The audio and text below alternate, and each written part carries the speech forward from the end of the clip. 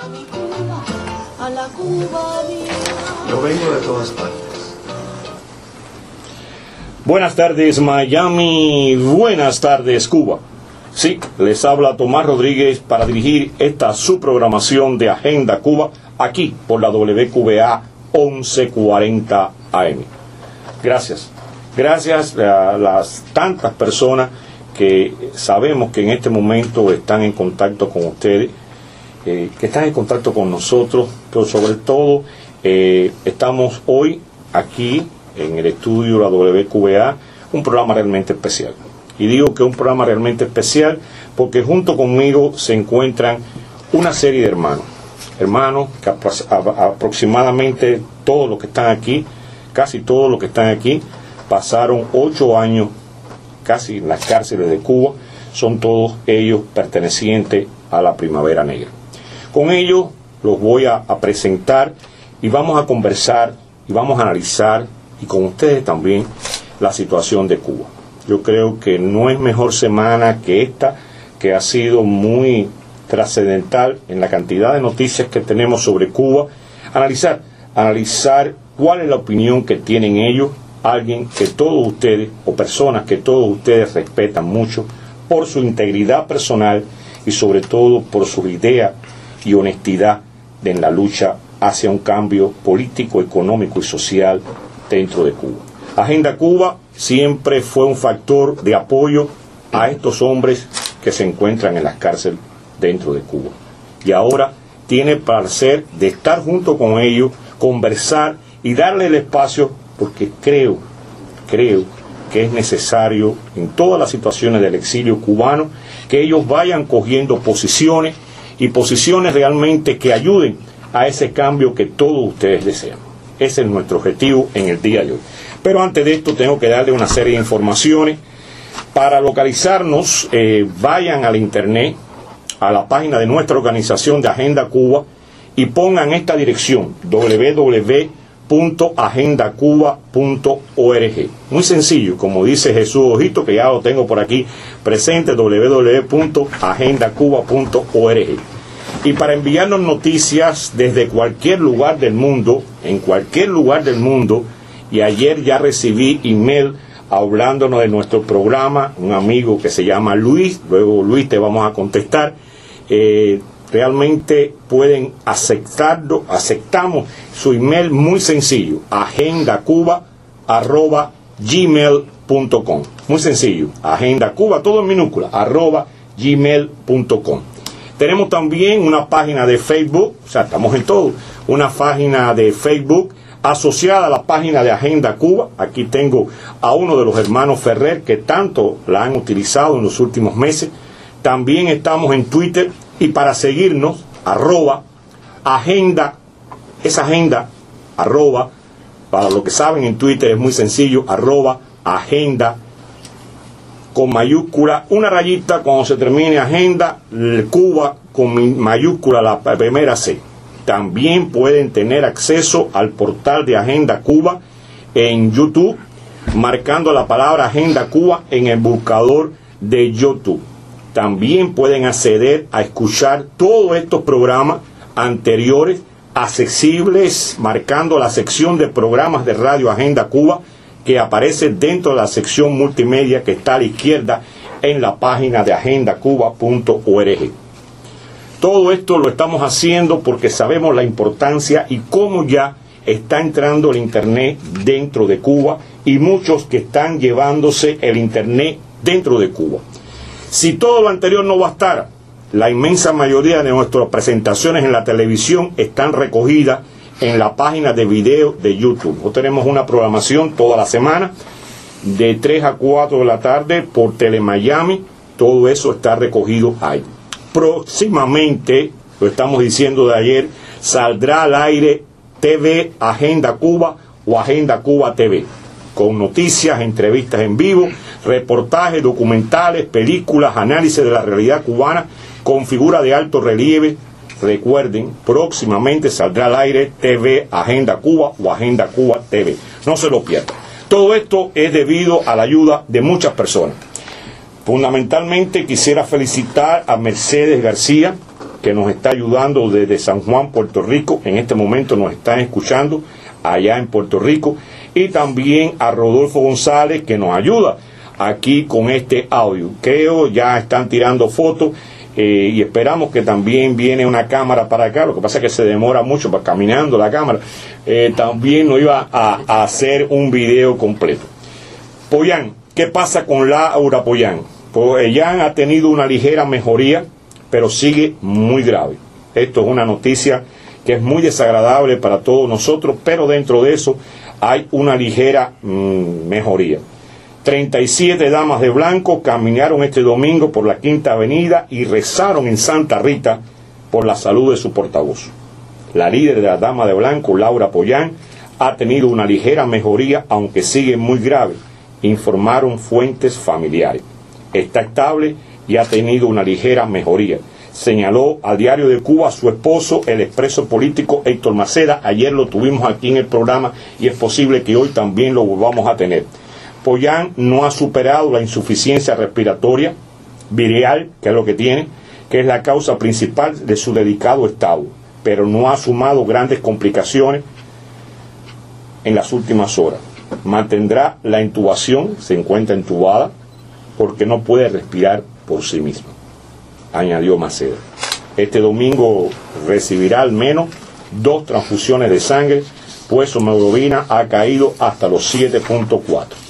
Pollán, ingresada desde el viernes en terapia intensiva por el cuadro de insuficiencia respiratoria y otras afecciones de presión y diabetes, está recibiendo medicamentos antivirales y antibacterianos y permanece sedada.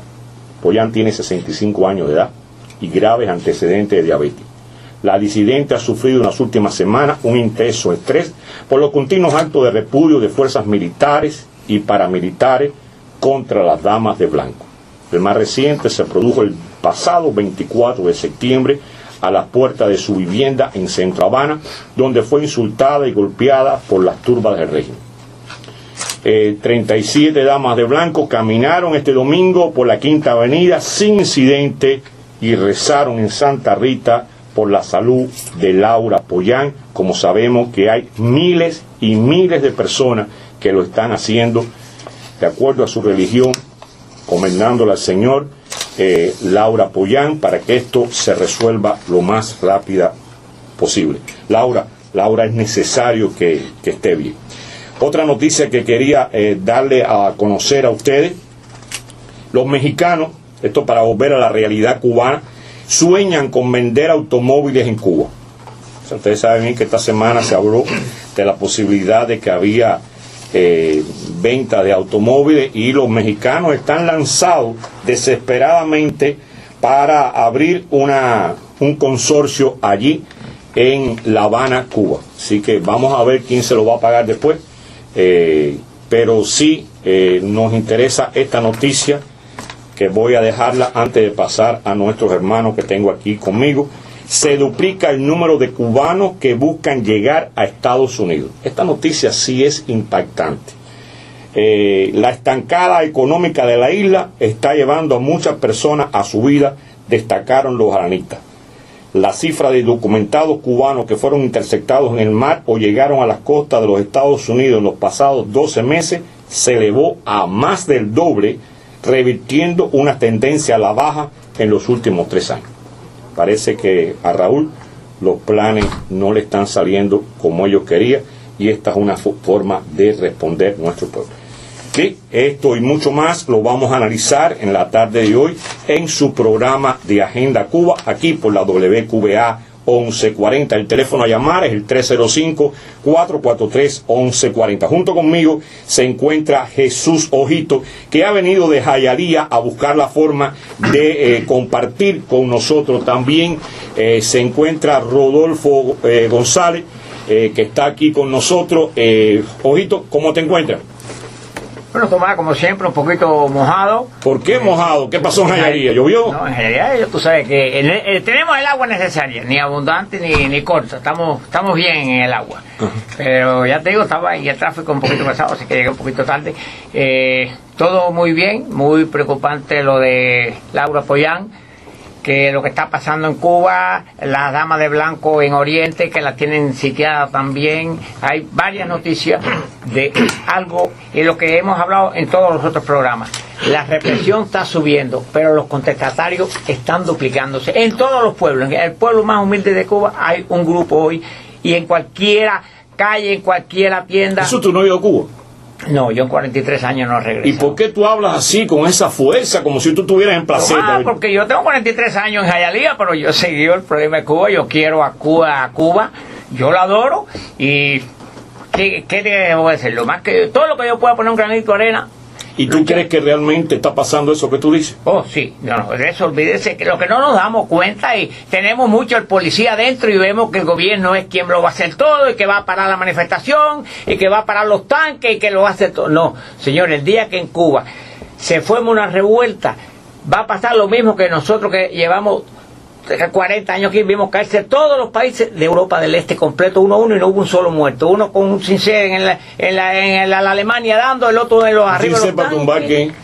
Para tumbar el muro de Berlín. Y lo vimos también tumbar. la momia de Lenin también la tumbó. Todo lo vimos tumbar. Y eso va a pasar en Cuba. Lo que pasó en el 4 de agosto, los agentes gritando libertad y mirando los tanques basura, y los policías bajaron los brazos. Lo que pasó en la Cuatro Caminos, en la plaza de Cuatro Caminos, si ese día, allí nada más, esa policía llega a herir un hombre o dos de los manifestantes o de esas mujeres, le hace algo en aquel momento, eso no lo paraba nadie. Eso al momento en La Habana se iba a saber completo, porque hoy, tú sabes cómo hemos luchado nosotros por los teléfonos, los celulares, se van a enterar en el momento, y lo van a hacer en Cuatro Caminos, lo van a hacer en El Vedado, lo van a hacer en La Habana Vieja, lo van a hacer en Santa Clara, en mi pueblo, en Placeta, lo van a hacer en Oriente, en todos lados, y se va a virar el pueblo. Eso, el policía ese que tenemos dentro es el que tenemos que sacarnos, que el gobierno no es el Dios. Y aquí cada vez que yo hablo con uno, dice, oh no, pero en Europa lo hicieron, pero en Cuba Fidel Castro no lo deja hacer. No, señores, cuando un pueblo se levanta, no lo va a parar nadie. De eso estén seguros. Aquí delante de mí, y sé que todos los demás quieren participar, y has puesto, bueno, no, esto, a ti te van a votar de Hialeah. Yo no sé. ¿Qué? No, lo que me quieren que esté otro 43 años. Ven acá, Raúl Martínez te acoge en Hialeah. ¿Quién? Raúl Martínez te acoge. No, a mí todos me acogen. Todos te acogen. El pueblo de Hialeah me quedar bien con todo el mundo. Rodolfo González, del Comité Cubano Pro Derechos Humanos y parte integrante del equipo de trabajo de Agenda Cuba. Buenas tardes, Rodolfo, ¿cómo te encuentras? Buenas tardes, Tomás. Bueno, estoy encantado de la vida. Primero encantado de la vida porque aquí hay una gran bendición de Dios para todos los cubanos, y es que tenemos al lado nuestro a titanes. Tenemos a titanes, personas humanas que resistieron las cárceles castristas por más de 8 años, algunos de ellos, y eso es un acto de valentía y de coraje tremendo, solamente por estar allí sentado dentro del calabozo. Realmente sí. Eso es lo primero que quería decir era eso, porque tú sabes, estuvimos juntos también con otras personas diferentes dentro de las cárceles, y conocemos los detallitos que la gente en el planeta Tierra no los conoce. La gente piensa, no, estaba preso, bueno, está bien. Bueno, una cárcel no, las cárceles de Castro, las prisiones de Castro son completamente diferentes a todas las demás. Aquí mismo en la estación hay un lugarcito de producción donde está una mesita y un teléfono, y ese es el tamaño que me venía diciendo Blas Giraldo ahorita, donde él tuvo los primeros 13 meses cuando estuvo preso en Cuba. Sí. En un lugar así, allá abajo, ¿cuál lugar era? En Ahuica. En Ahuica, que estuvo en Ahuica. O sea, esto para tener una idea de las necesidades que pasaron estos hombres, y todavía con ese espíritu con que están trabajando. Gracias, Rodolfo. ¿Tienes alguna noticia en particular o le damos paso a todo esto? No, le podemos dar paso. Me duele muchísimo también, igual que supongo que le duele a todos los cubanos que están hoy al tanto de la noticia de Cuba, el hecho de que tenemos a nuestra hermana, que es una de las Marianas Grajales de hoy, a Laura Pollán, en el hospital con estado grave. Y le pedimos a Dios que la sane y la devuelva a la vida pública, donde ella se ha portado como una Mariana de verdad. Ok, te lo agradezco, y le pido a Jesús que busque una sillita por allá. Creo que hay gente que quieren acabar de llegar aquí, pero vamos a presentar algunos de los que tengo aquí. Vamos a presentarlo a todos, mejor dicho. Empezamos primeramente al primero que llegó, Blas Giraldo. Buenas tardes, Blas, ¿cómo te encuentras? Buenas tardes, bien. ¿De dónde tú eres, Blas? Bueno, yo soy de Manicaragua. De Manicaragua. De Manicaragua, Esta estación se oye ahí en Manicaragua. Bueno, pues un saludo a los coterráneos por allá, que estamos por acá por Miami, en Tierra de Libertad, y con mucho deseo voy a pisar tierra cubana que nos necesitan en estos momentos. Efectivamente, te digo porque nuestro amigo mutuo, Arturo Pérez de Alejo, el prisionero político, me llamó, que está trabajando allá abajo en Jonte, ahí lleno de agua, pero me habló de Manicaragua y él nos escuchaba muchas veces allá, igual que ustedes. ¿Cuántos días hace que llegaste, en este caso días que llegaste tú aquí desde España, Blas? Bueno, yo llevo aquí en Miami 11 días, llegamos el 27 de septiembre a Tierra de Libertad. ¿Qué te ha parecido Miami? Bueno, Miami, por lo que he visto, muy bueno, y se ve la lucha que se está desarrollando aquí en Miami por la libertad de nuestra patria, y debemos llevar hacia adelante la libertad de nuestra patria, y tenemos que unar nuestros mejores deseos para la libertad y apartar las diferencias, y debemos estar por el bien de Cuba, y el bien de Cuba está por delante de las diferencias. Yo creo Cuba que sí. primero y las diferencias después. Yo creo que es una magnífica idea que nos está dando. Pero tengo aquí a una señora Mirka María Peña. Mirka, buenas tardes, ¿cómo te encuentras? Vamos a tratar de saludar a Mirka.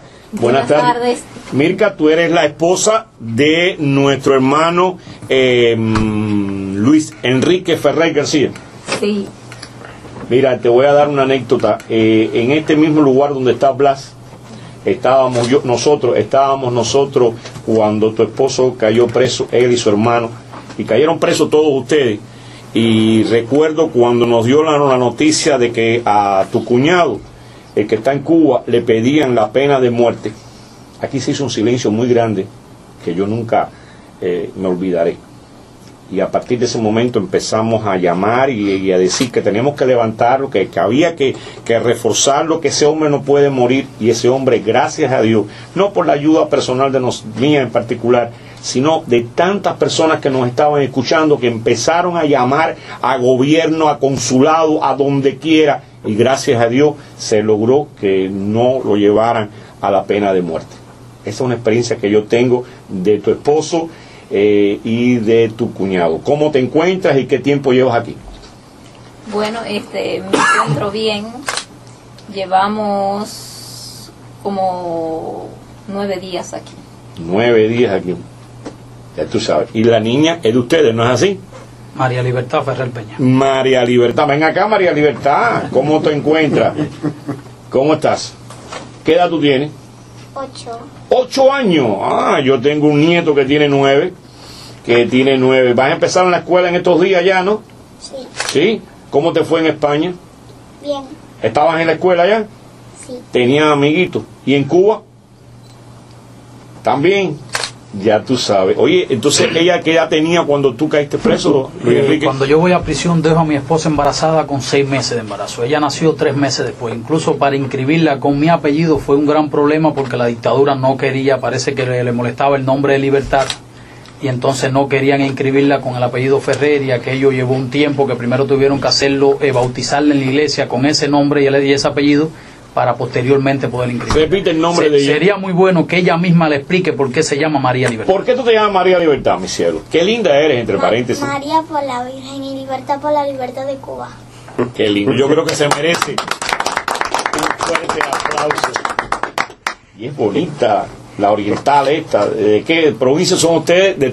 Nosotros los hermanos Ferrer somos de Santiago de Cuba, pero mi esposa y mi hija son de Puerto Padre. De Puerto Padre. Está más cerca de allá de Fray Benito, de Huerta de Jibara. Algo así. Yo soy de allá.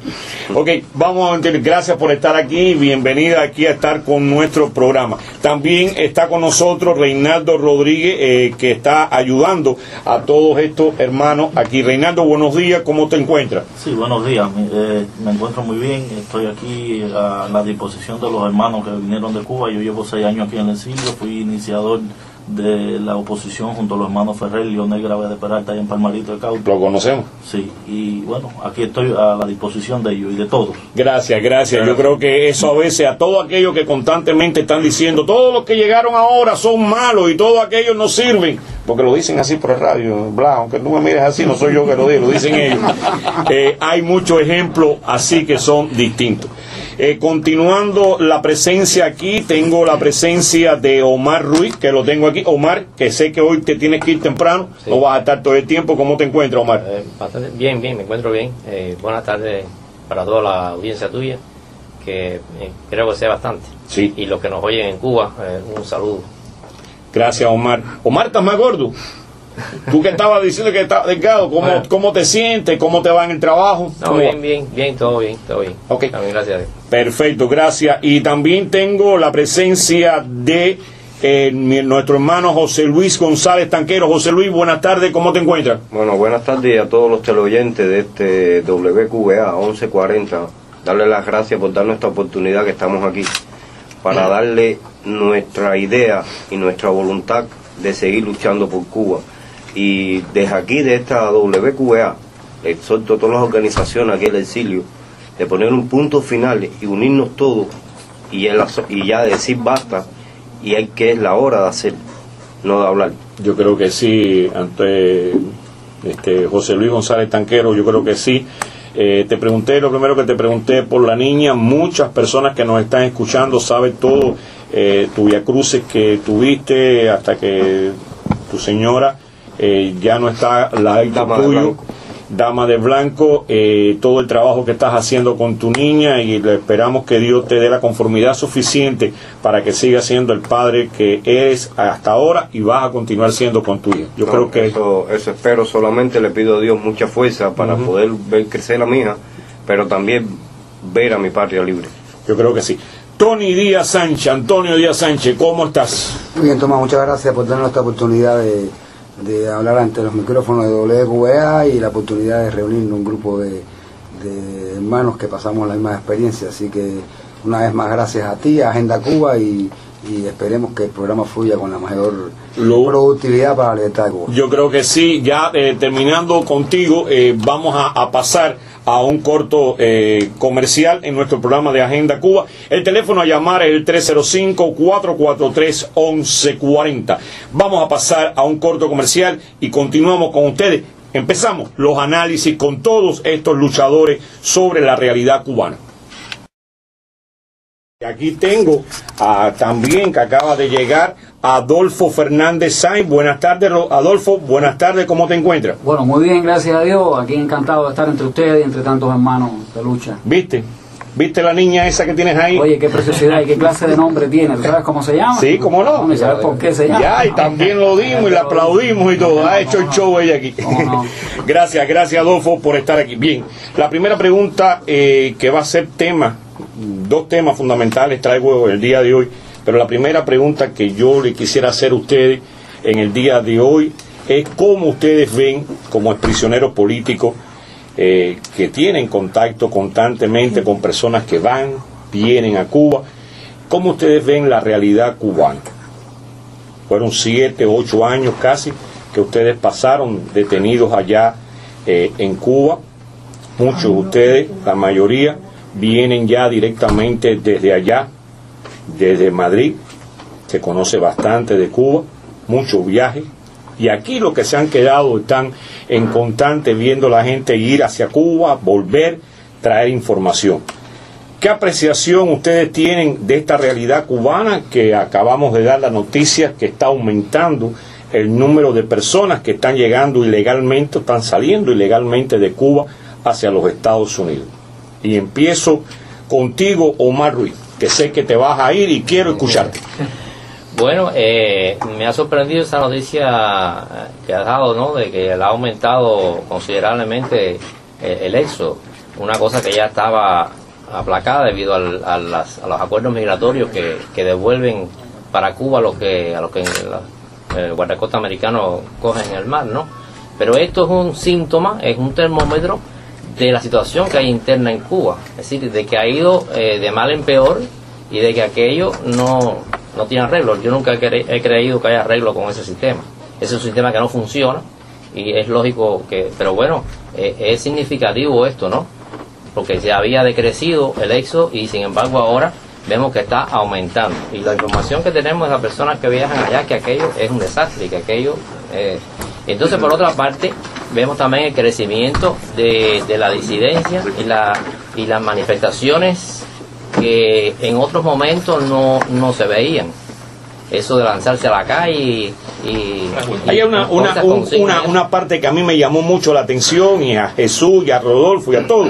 Hace un mes aproximadamente, 2 solitarias mujeres con 2 cacerolazos empezaron a tocar y hablar de las necesidades. Tenemos hambre, no tenemos leche para los niños, no tenemos trabajo, o sea, una serie de demandas sociales. Y esas demandas sociales, a medida que se iba desarrollando el video, se vio poco a poco cómo iba aumentando el número de personas que se unían a esas manifestaciones. Llegando el momento de cuando ella la coge en presa, el resto de esas personas, que eran cientos de personas, la van siguiendo hasta donde decía Policía Nacional Revolucionaria, y empezaron a gritar libertad.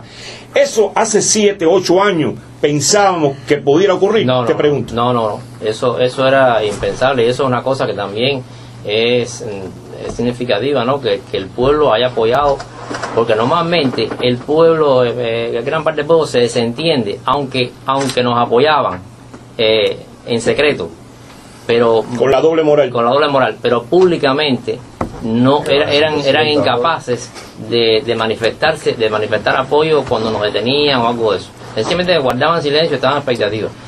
Mi esposa me cuenta que cuando ellas salían a caminar por la calle de La Habana, notaban el apoyo del pueblo, pero siempre desde la grada, ¿entiendes? Y a veces le hacían señas de que sí, que siguieran adelante, pero esto que ha sucedido con estas 2 valientes mujeres que dieron el cacerolazo ahí en Cuatro Caminos, con el apoyo eso nunca antes yo tengo noticias que eso pasó en ninguna parte, independientemente de que tampoco pasaba eso, de que se lanzaran a la calle a hacer esas cosas. Porque nosotros a veces salíamos no en manifestación, pero por ejemplo ellos iban a poner una ofrenda floral al busto de Martí cuando era el natalicio de él y eso, y no tenían, no había un rechazo de nadie, ¿no?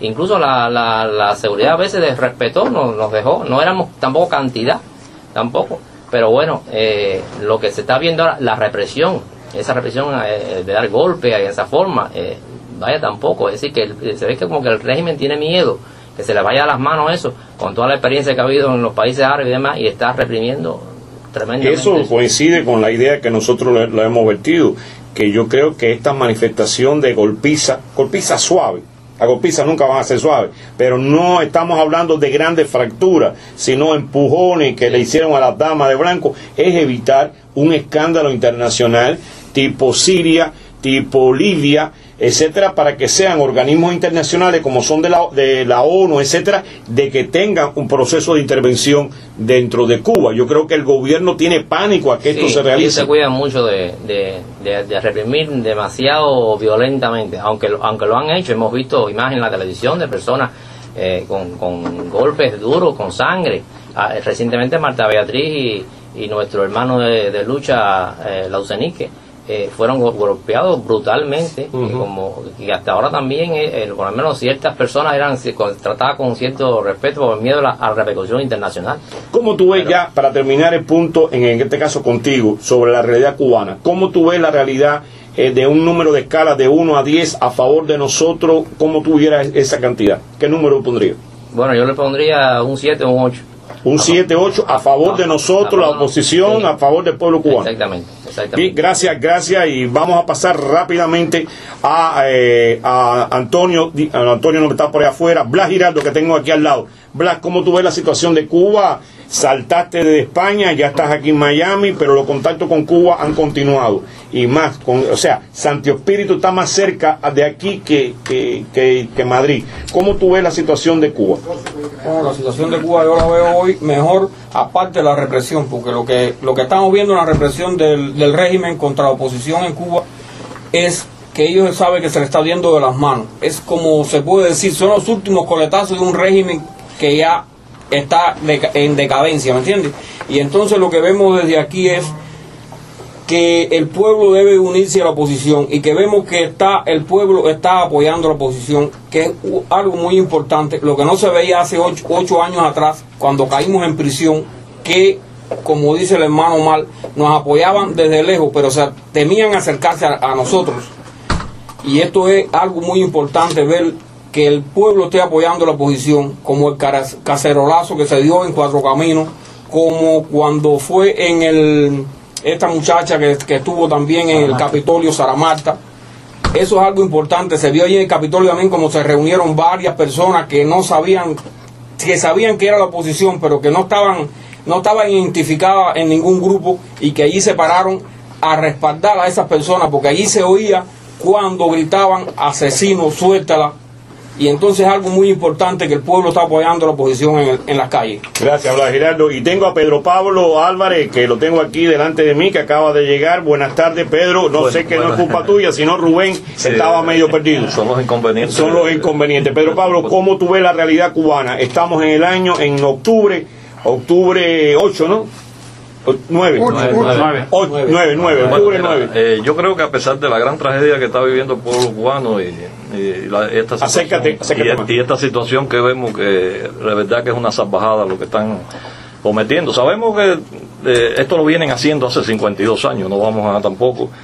Ya nosotros sabemos que anteriormente también han habido grandes golpeaduras. Ahí está el caso de Isabel del Pino, ¿se acuerdan? Que recibió un golpe inmenso allá por el puerto de La Habana, que hasta incluso la enfermó para toda su vida, que ya falleció recientemente. Los casos de María Elena Cruz Varela y otros.